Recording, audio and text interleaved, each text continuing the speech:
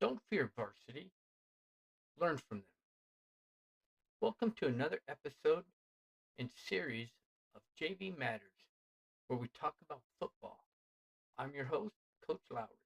This week we're going to be hitting on JV practicing with varsity. So let's get at it.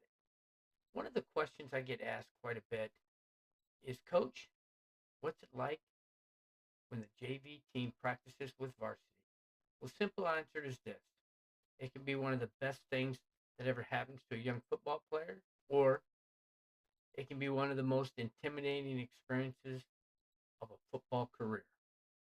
The difference isn't the practice, the difference is the player's mindset. So a lot of players get kind of confused, they get intimidated. A lot of them are like, Coach, I don't want to go up there and practice with them. Why do we have to go up there and practice with them? They don't realize that in the long run, it's getting them better. It's getting them at football speed. It's getting them to practice faster. It's getting them to play faster. Every year, there are JV players who get nervous when they hear they're going to practice with varsity. They're worried they're going to make mistakes. They're going to make mistakes. Trust me, they're going to make mistakes. They're playing with players that have already been in the league 4 years at least. They're going to make mistakes. They're playing with players that are bigger than them. They're going to make mistakes. They're worried they're going to get beat. They're going to get beat. Though they will make some plays. They will beat the varsity at times. They will make plays. They have to have that mindset. They're worried the varsity coaches are watching every move they make. They are. Oh, little side note, they're also watching to make sure the coaches, the JV coaches, are teaching and instructing the right program, the right stuff. So that if they pull those kids up, they just step right on into the game. So, and here's the truth. They're right. The varsity coaches are watching, but they're not necessarily watching for perfection. They're looking for potential. They're looking for effort. They're looking for coachability. They're looking for the players who want to compete, even when the odds are stacked against them. Because some of these players are going to go up. Whether it's within the first game, the fourth game, the fifth game, or the ninth game, they're going to go up. One of the biggest mistakes JV players can make is walking onto a varsity practice field believing he doesn't belong there. That's not true. I tell my players they belong on any field they want to step on and never to be intimidated by anyone that's on that field, whether it's a varsity player or whoever. They never should be intimidated by that person across the line from them because they're already defeating themselves before that whistle blows if they get on there with the wrong mindset. I tell my players, don't worry about it. They are just as good or better than that person across the line from them. They need to have that mindset. This is where I want this is where I want to be someday. This is where I belong. That's what they need to be thinking when they walk on that field. This is where I belong. Every rep is an interview. Every drill is an opportunity. Every sprint tells a coach something about you. Every movement you make on that field tells that varsity coach whether you're ready to play or not. They tell the coach something about you. Like I said, it's an interview. You are being interviewed by the head coach, the head varsity coach. When I was younger, I thought practicing against better players would expose my weaknesses. As I've gotten older as a coach, I've realized something a little bit different. It doesn't just expose your weaknesses, which is a good thing because then it helps you hide those weaknesses. It helps you get better. It helps you define those weaknesses so that you can overcome those weaknesses. But it exposes your potential.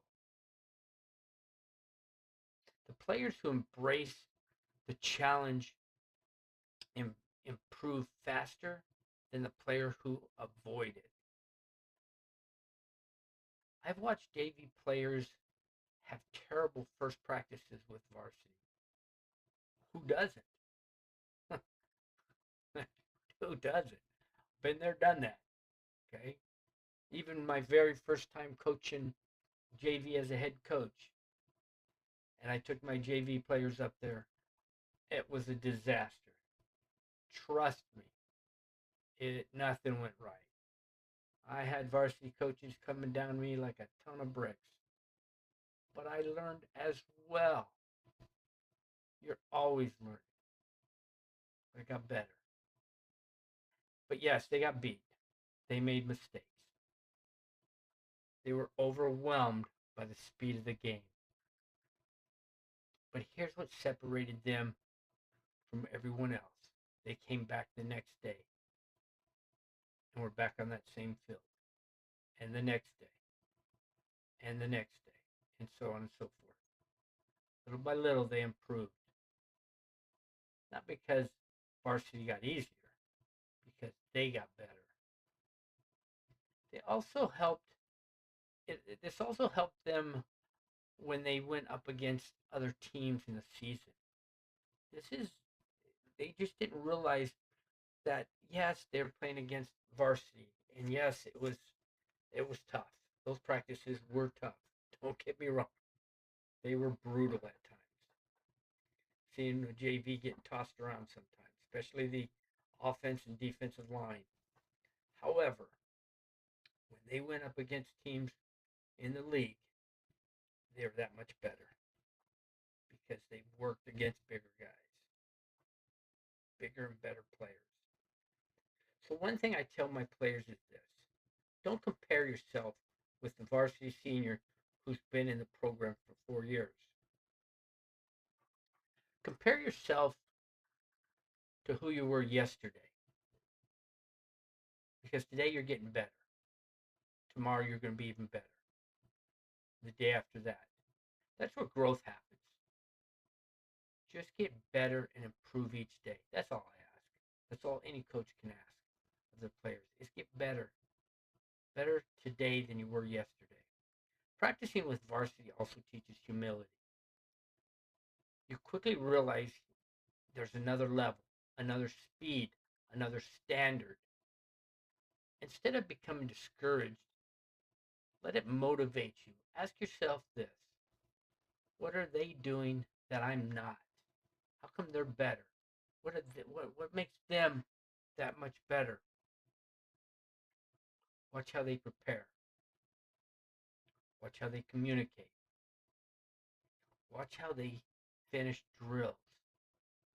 Watch how they respond when they're corrected.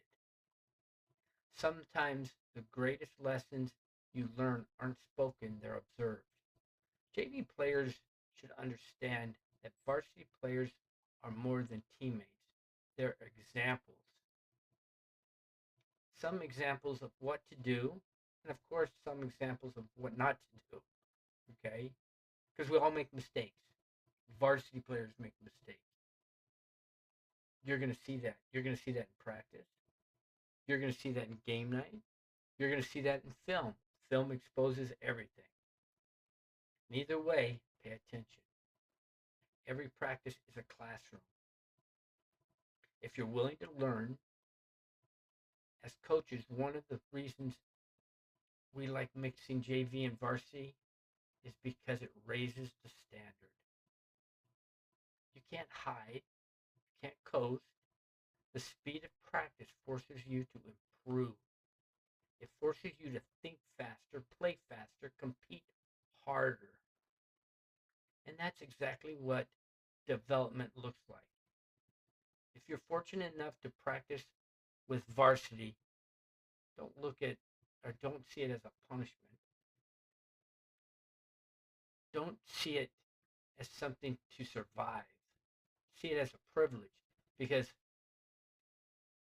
not every player gets that opportunity.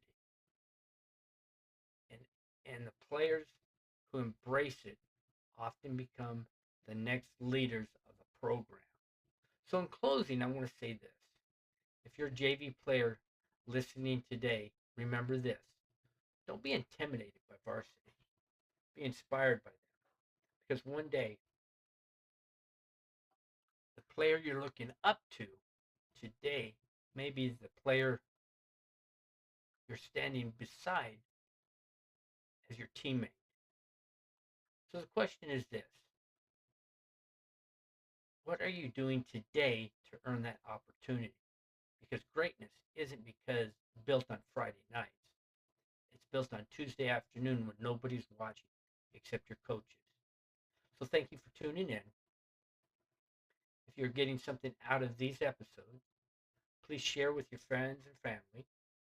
Hit the like button and the bell so you don't miss any of these episodes. I'll catch you tomorrow on JV Matters, and you all have an out.